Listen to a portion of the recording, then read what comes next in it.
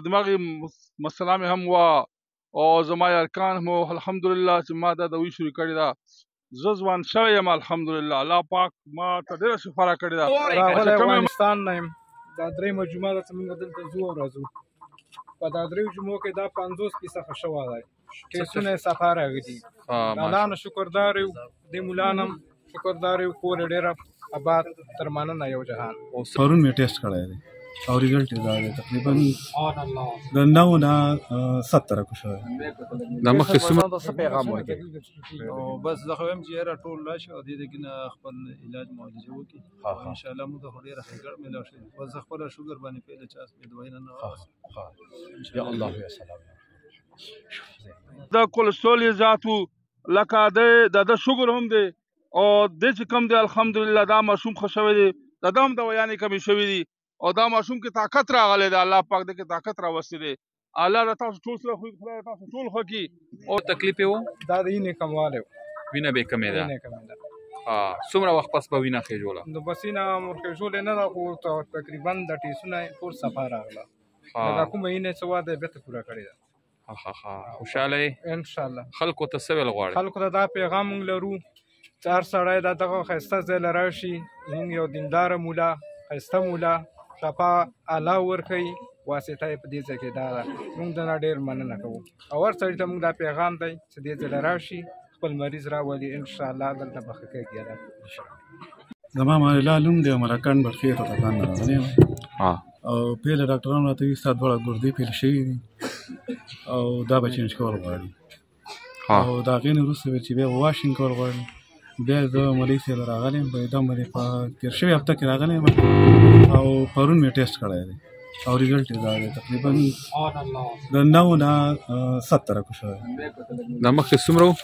مخکې هغه و د 9.9 سره پاس و.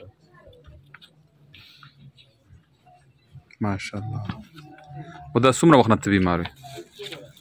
دا خو په روز کار مې راټیک شوی و او اوس یې تقریبا میاشت وشوه چې تکلیف زیات شوی و. تکلیف زیات شوی، بیخي ورېدلی یم. ډاکټر څه وایي چې سبق؟ ډاکټر راته وایي چې دا ګردې به دواړه چینج کول غواړي. دواړه ګردې به چینج کوو. یو ګرده چینج کول باندې څومره خرچه راځي؟ نو ما خو یې تپوس نه وکړی خو تقریبا خرچه پکې ډېره پرې راځي. او دلته ګزاره وشوه ډېره؟ دلته ګزاره وشوه ډېره. مطمئن یې؟ مطمئن یم. څه پیغام ورکوې داسې مریضانو ته؟ چې لکه علاج خو الله پاک انسان ښه کوي، خو مونای خطیب صاحب هغه را دم کړی دی او زه خدای ښه کړی.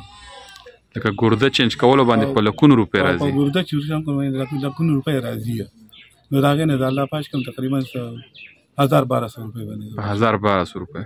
خوشحاله یې؟ بلکل خوشحاله. الله دې پاک یې روغ کړي.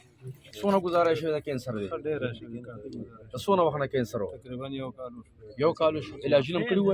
علاجونه یې کول. فرق یې شوی دی؟ ډېر فرق.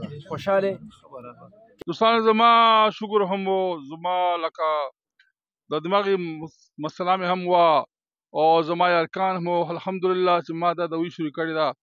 زه ځوان شوی یم الحمدلله. الله پاک ما ته ډېره شفا راکړې ده او چې کومې مخکې دوایانې خوړلې هغه ځنه مې پرېښي دي، ځنه مې ډېرې کمې کړي دي. شکر ولا صرف یوه ګولۍ اچوم، بلپسې یوه ګولۍ اچوم، نور درې ټیمه مې بند کړي دي.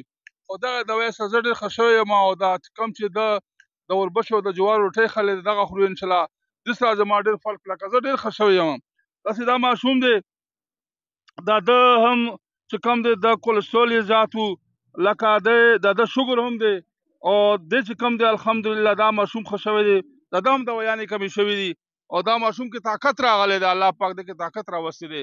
الله د تاسو ټول سره خدای تاسو ټول ښه کړي او روحاني علاج ګوره ډېر مضبوط علاج دی. علاج خو علاج دی چې کم علاج وي او روحاني علاج ته څوک نشي رسېدی، یو الله ده او دا روحاني علاج دی. دوستانو په دې باندې کوشش وکړئ، مولانا صاحب ته راځئ، دعاګانې دته هم کوئ، ټول مخلوق دپاره کوئ. الله دا ټول روغ جوړ کړي، الله دا ټول مسلمان وبخي، خدای دا یو هم جهنم ته ونه اچوي، ټول د الله پاک جنت کې ټول د الله پاک جنت. تا और कहाँ से हो? मोहम्मद आजम आज़ाद कश्मीर से। आज़ाद कश्मीर से। क्या मसला था आपका? मेरे खांसी थी और फेफड़े का मसला थी, ये रसोली थी, इसलिए थोड़ा फका हो गया था। तकलीफ क्या थी इससे? खांसी और सांस की। यहाँ कितने दफा आए हो आप? आज दूसरी दफ़ा है।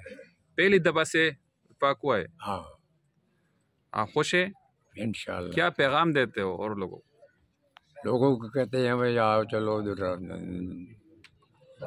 दाम करो और आराम आ जाते हैं।